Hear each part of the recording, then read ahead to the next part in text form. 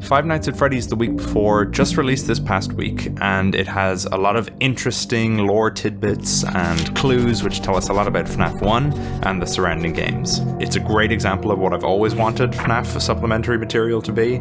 Just enough info that we can build upon our current theories, but not so much that we have to throw away any enjoyable speculation. Since the book released, theorists have been scrambling to try and decipher all the details it leaves in its wake, and one of the biggest I've seen discussed is in regard to where exactly FNAF 1 takes place on the timeline. Before the book released, the common consensus was that FNAF 1 takes place in 1993, which is a date that is drawn from literally the very first FNAF game theory video, and it was a conclusion reached by MatPat due to his linking the original game story to a real-life tragedy which occurred in that same year. Over time, I think we've all sort of forgotten where that date came from, and we just adopted it into our headcanon in the 10 years since the first game released. There have been a couple of alternate suggestions over the years, mainly 1992 and 1994, with some people now even concluding that this book might tell us that the game took place in the late 90s or early 2000s. Some of this reasoning comes from trying to align the game with the story from the movie, which does take place in the early 2000s, but honestly I think this is a misguided way to judge the information this book tells us. In fact, I have reason to believe that The Week Before is trying to tell us that FNAF 1 doesn't even clear the timeline's most infamous decade. But before I get into all that, I want to address the main piece of evidence people are drawing upon to conclude that The Week Before, and subsequently FNAF 1, take place in the 90s at all.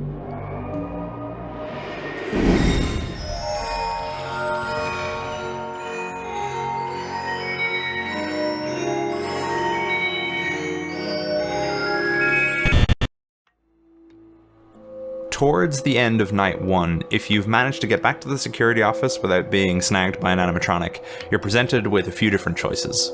You can investigate the poster in your office, you can wait till the end of your shift, or you can interact with the phone, which has a bright red light blinking on it. If you interact with the phone, you're then immediately prompted to choose between calling backstage, calling home, or calling the voicemail service. If we choose that last option, we're prompted by an automated voice to input a 4-digit access code to play the recording. However, there isn't any way of getting this code during night 1, so we're forced to hang up. That is, if we're following the rules of the book. Choosing to input a code we don't have, we're brought to page 44, which presents us with the following.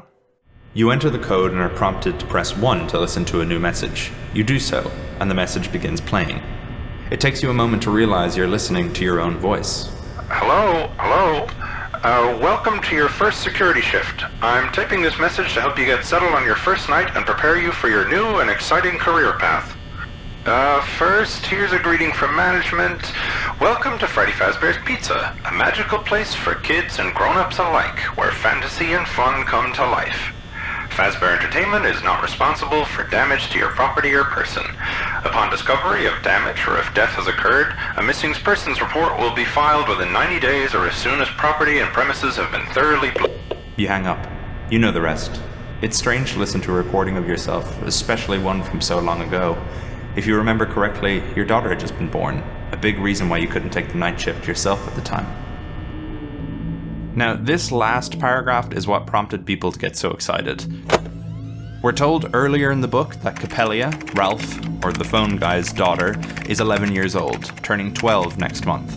Since we know the game takes place the week before FNAF 1, and FNAF 1 is set in November thanks to the endgame checks we received, Capellia is clearly born in December.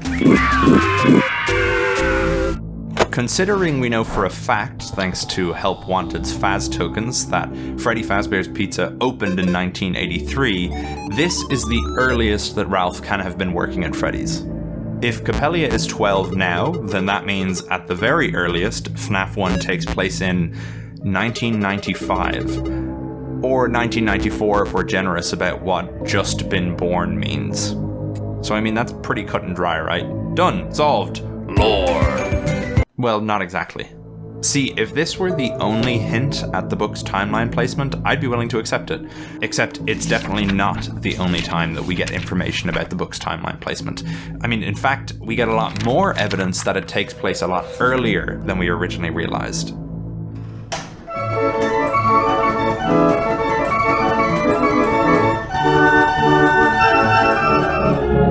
let's analyze what else the week before tells us about its pizzeria. On page 1, in the introductory chapter of the book, we are introduced to our protagonist, Ralph, aka the phone guy, who we will be playing as for the rest of the book. We're told that we've always worked the day shift, but after a sudden staff vacancy and temporary closure, management has asked us to take the night shift position for a change. Immediately, we are reminded of Fnaf 2's Night 6 phone call, where Ralph tells us, Jeremy Fitzgerald, that the pizzeria is closing due to, well, whatever the hell happens in Fnaf 2. We won't get into that right now. He says that... when the place eventually opens again, I'll probably take the night shift myself. As a community, I think we all assumed that Phone Guy worked at the Fnaf 1 location as a night guard for a whole lot longer than just 1 week. However, this book tells us that this is Ralph's one and only week as the night guard. Now, I've seen some people argue that this is just telling us Phone Guy was wrong when he said he'd take the night shift, and actually there were years of other night guards in Fnaf 1's location, but something about that seems off to me. The narrator, Ralph, and other characters keep referencing the reopening throughout the book as something seemingly very recent. On our very first page of Night 1, Ralph considers that Freddy, Bonnie, Chica, and Foxy are known to do more than just sing and dance. Rumor is they've become strangely aggressive lately, but surely those glitches were ironed out or they wouldn't have reopened this place. Not that customers have been exactly flocking back just yet. On page 4, Ralph sees Freddy on stage, and it's noted that he's glad they restored the vintage animatronic to his classic look. R.I.P. Unwithered truthers, I will forever mourn visual continuity. Anyway, the point is, if the Fnaf 1 Freddy's has been open for a long time, potentially even years or close to a decade, that it would be implied with 1995, it would seem a bit weird to have this thought out of the blue years after the Withereds have been restored. On page 18, Foxy is described as not for kids, and is said to have had his attraction marked out of order for the reopening. The following line, though as far as you know, he's never bitten any kids, has a lot of people considering that Foxy was responsible for the bite of 87. Despite the weirdness of one of the Withereds having committed the bite of 87, if we're throwing out the Withereds as canon visuals, then Foxy may never have been repaired. So that means in universe, Ralph thinks Foxy still looks like he did in 1987. Anyway, the point is that Foxy being out of order and that coinciding with the reopening are referred to as seemingly recent events. For our next piece of evidence on page 50, Ralph calls 911, hoping to be rescued by the police. When the operator, Wendy, who, side note, is really bad at her job, hears that Ralph is at Freddy's, she has this to say. Freddy's? I thought they closed up after that horror... I didn't take those calls, thankfully, but I heard the recordings, and well, it wasn't pretty. Again, this seems to imply that Freddy's has been reopened recently enough that most people in town still have the bite of 87 on the mind. It hasn't been in operation long enough for people in town to realize that Freddy's is back. The final and most compelling piece of evidence I want to talk about is in one of the bad endings, where Ralph repairs Bonnie but fails to put in his screws correctly, leading him to receiving a phone call from Fazbear Entertainment the next day. His boss, who's a woman, Mrs. Afton CEO confirmed, details an accident which left a lot of kids traumatized when Bonnie's head rolled off stage mid-performance. It's during this call that Ralph's boss says this. Ralph, today we had our biggest crowd in a long time. A reporter was even there to see how we've been doing since we reopened, and we were on track for a big comeback story. Having a reporter there to see how a company's been doing since they reopened 7 or 8 years ago makes very little sense. And it seems to imply that this Fnaf 1 location has only been in operation for a couple of weeks, or potentially just this week. But of course, you're probably screaming right now, what about the page from the start of the video? You did the maths yourself. 1983 plus 12 is 1995. You said that and then you just sort of moved on. And okay, I hear you. Just calm down. I'm going to explain. My problem with that page isn't to do with its contents, but it's how we access that page.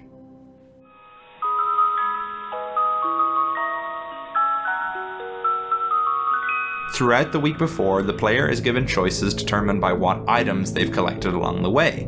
On night 1, if we clean our desk, we can find a paperclip, which later rescues us and allows us to sneak into one of the bathroom stalls to hide from Foxy.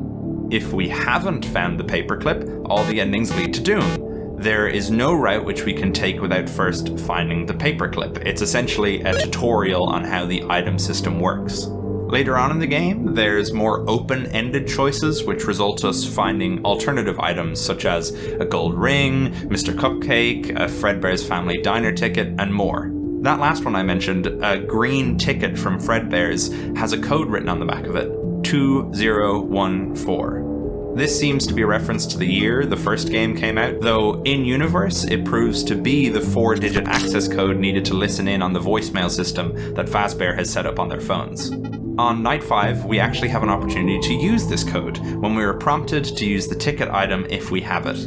That lets us continue the story and leads us to night 6. On the same page as we're prompted to check the ticket, we can also enter random combinations of numbers, hang up, and wait out the rest of our shift, or enter 2 different 4-digit codes. 1983 will let us hear a recording of the Bite of 83, or as we now call it, the Big Bite. Then 1987 will lead to Ralph listening to an old recording of himself from Fnaf 2 on night 5. However, the issue arises that this ticket is only attainable on night 4 by entering Pirate's Cove. Before this point, we have no way of knowing the code to access the voice message system, yet the page I referenced at the start of this video comes from night 1. Do you see where I'm headed with this? There are 2 other examples in the book of pages which are only accessible through cheating. One is an intentional trap for cheaters, which were prompted for a master key item, which we're told in the following link doesn't even exist. Fun. The second time, to me, is very telling. At night 2's end, we're prompted to use a coin, or not use a coin, that we don't have. It's literally impossible to get the coin without breaking the book on your very first read-through. Now, this is obviously a big mistake. I've seen some people call it a glitch, and honestly, it's a very simple error. The important thing to take away from this is that the book has mistakes, and that it might not have been properly quality assured. So, what I'm going to suggest, while it might sound like copium or whatever, I think is actually pretty reasonable. This page, which references Capellia being a newborn, is a mistake left over from a previous draft. We know there is precedent for the book not wanting you to break its rules, and yet, in this case, it's just a hidden extra detail? No. I think at an early stage in development, either before Capellia's age was decided or before the timeline inconsistency with her age was noticed, we were supposed to find/know the code by night 1. Notice how the page sort of skips over how you know the code. It doesn't reference any item or even what the code is, unlike the night 4 version, but instead you just enter the code and listen to the recording. Now, while researching for this video, I did realize something that I missed on my initial read-through. At the end of night 6, you can restart the game with a bonus item. Throughout the game, there are loads of different opportunities that you're asked to use this bonus item, and on your replay, you're essentially making the canon ending happen. On night 1, before you're prompted to use the telephone, you have an opportunity to use your mobile phone. Doing so will lead to you recording the very first message that we listen to in Fnaf 1. However, in that part of the book, it mentions that the phone you've acquired has the number for the voicemail on speed dial. Now, when I saw this, I thought that I'd completely debunked my own theory, and no, it's not a mistake, but then I thought about it a bit more. First of all, the information that this code is programmed into the phone's speed dial is only accessible if you skip the opportunity to use the voicemail system. Once you record the canon night 1 message, you're not able to do anything else except head home. And on top of that, when the voicemail prompts you for a 4-digit code, there is no reference to the bonus item. Literally everywhere else in the book where you need to use the bonus item, it is specified. So to me, it would be weird if in this very specific case, you're supposed to know that you have the code on speed dial, you're supposed to know to use the bonus item to get into the voicemail, all so that you can look at a page, which has an error on it. That's right, there's literally a detail later on this page which is straight up contradicted in the rest of the book.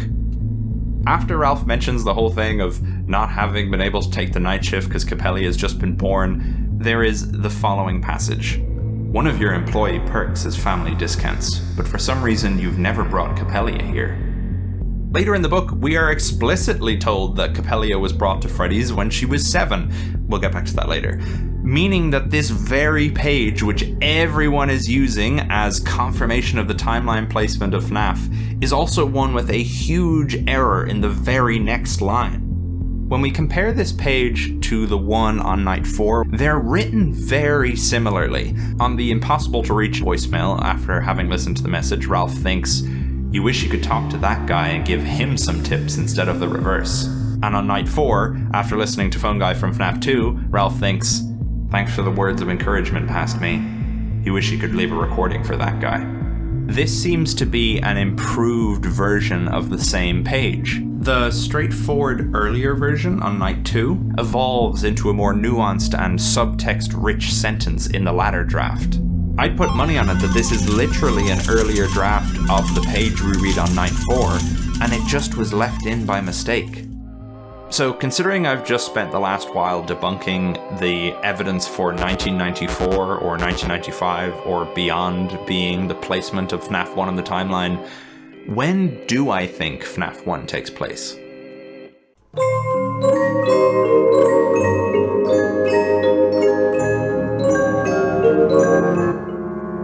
Throughout the book, Ralph gets a lot of characterization, as does his daughter Capellia. Both of them love quipping and referencing pop culture. It's like they're in a Deadpool movie. Hashtag Ryan Reynolds for Ralph.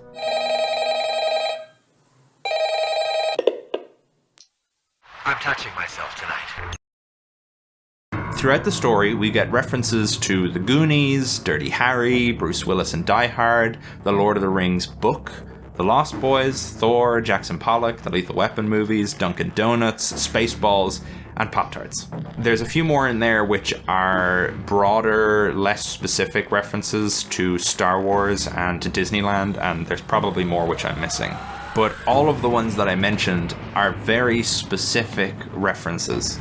Considering specifically the Lord of the Rings book is referenced and not the movie, Die Hard appears to be the latest release of these pop culture icons. However, on closer inspection, you might notice that Ralph refers to multiple Lethal Weapon movies. It seems he's also seen the sequel, Lethal Weapon 2, which released in July 1989. There's also a scene where we're told that Capellia likes to play the Sega Genesis, and later in the book we see her playing what appears to be a Midnight Motorist home port on presumably the same console. The Sega Genesis was released in North America in August of 1989. Considering the sheer amount of references that there are throughout the book to pop culture and media, you'd think if the book were set in the mid to late 90s, we'd get something to reference famous media from then. Maybe Ralph would drop a Pulp Fiction quote about righteousness, or a Terminator twist about good robots in Terminator 2, or anything, but no. Every piece of media referenced only goes up to, at the latest, 1 year. 1989. But okay, just because there's a cutoff on references doesn't mean 1989 is the definitive year, does it? I mean, maybe Ralph is just an old head and has only shown his daughter stuff from the late 80s. Except, let me hit you with one last piece of evidence, which I think is the most compelling. More than the references to the reopening, more than the references to the Withereds, more than the impossible to reach voicemail. This is solid evidence based on information we already have, and it is fully accessible by playing the book as intended.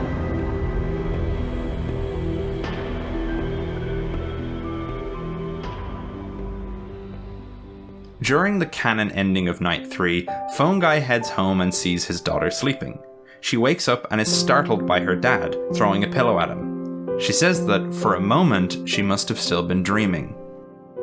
You look like that Fredbear thing from your job. You mean Freddy Fazbear? Whatever, he weirds me out. They all do. She's never gotten over the time you brought her to work to meet the animatronics when she was 7. On my first read through of the book, this passage immediately stood out. It was striking because Capellia references Fredbear when she's trying to recall which animatronic her dad appeared as. Fredbear is a very interesting name for Capellia to reference, as if she were brought to Freddy's, how would she even know that name?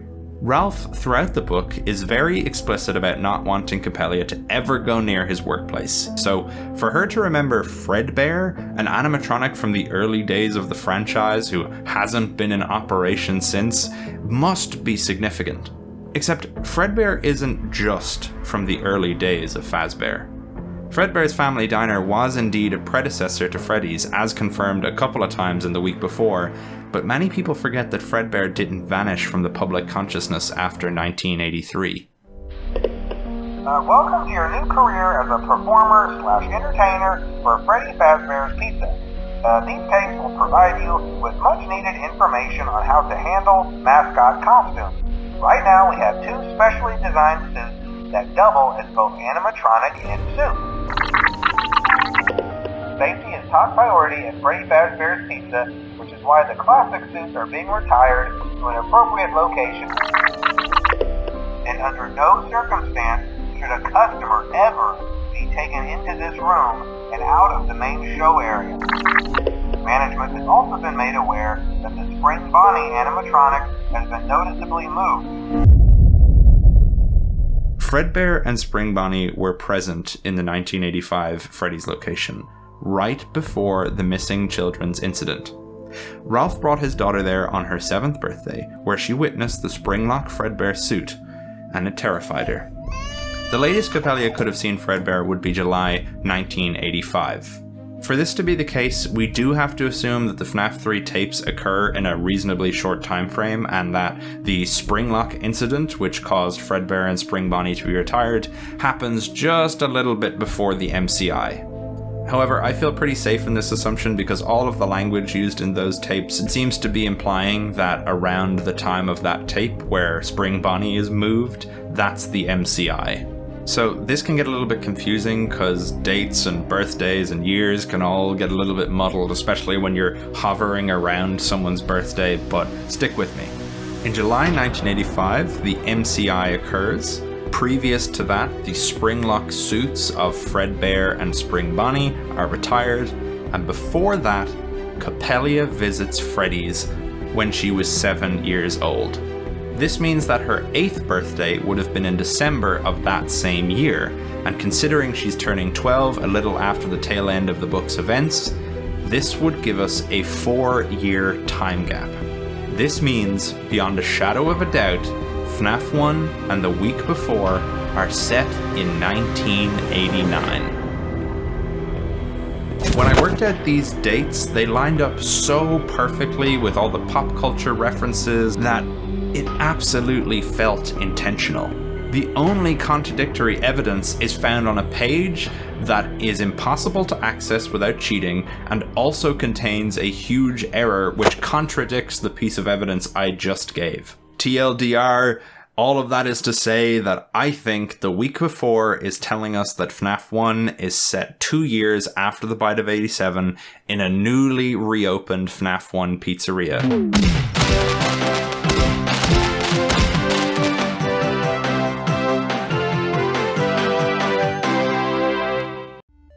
If the book is eventually re-released or updated and it fixes the whole gold coin error, I wouldn't be surprised if this page was also removed. On the other hand, if the book is re-released with a way to obtain the voicemail code on night 1, then I will have to concede that this book takes place in the 90s and Capellia just knows about Fredbear some other way. Until either of these outcomes occurs or any official statement is given on the errors in the book, all we can do is look at the evidence given. Anyway, if you disagree or you have some information that contradicts anything I've said, please leave it in the comments below, as I think we always need to keep an open discourse going for any FNAF theory to hold water. I'll try to respond to any comments I might get, and please remember to keep this civil if you do disagree with myself or anyone else in this community.